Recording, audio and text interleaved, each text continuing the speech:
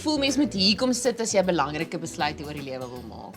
Wel, Marcel, op die stadium is dit nou so warm en droog al buite. Dis die lekkerste plek op die plaas. Wat is jou hoop en jou verwagting vir die week? Nommer 1 sal definitief wees dat die meisies dit geniet. As hulle kan tevrede wees met dit wat ons nou het. Kyk, en aan die weer kan ek iets doen, en in die droë gras daar buite kan ek niks doen nie.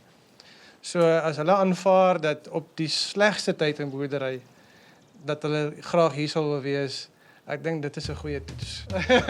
Wat dink jy gaan vir jou deurslaggewend wees? Ek dink as ek iemand of as daar iemand gaan uitstaan wat baie belangstel in dit wat ek doen. So dit sal vir my uitstaan. Maar wat is nou die belangrikste? Of sy in die plaas belangstel of moet sy in jou Sy belangstel? moet definitief in my eer meer belangstel. Dis die belangrikste. Al worry sy nie oor die plaas nie, sy net oor my worry op die ou einde van die dag. Neil, hoe het jy emosioneel voorberei vir hierdie groot week wat voorlê? Marcel, dis maar 'n aanhoudende ding. Ek het maar besluit ek gaan dit maar op die spot speel soos dit is. Want dit is maar tog die realiteit van die lewe daar buite ook. So ek vat dit maar soos dit kom en dan kyk ons van daar af. Hoe voel jou hart? Nee, opgewonde. Ja, nee, lekker. Wat dink jy gaan help hierdie week dat jy sekerheid kry oor jou emosies? Ag, ek wil maar sien wie's nou oulik en wie's nie oulik nie. Ja, En seker. die dieper dinge, waarvoor kyk jy?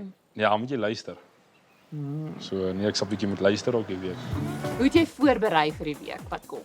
Ja, weet jy, ek baie slaap ingekry want ek dink 'n mens moet maar uitgerus wees. En definitief gisteraand kerk toe gegaan en besef iets moet ek gaan doen want 'n mens raak so getens en jy begin 'n bietjie hard dink oor hier so en so. Maar ek is opgewonde. Ek het rustigheid in my, ek het kalmte in my en baie hoop.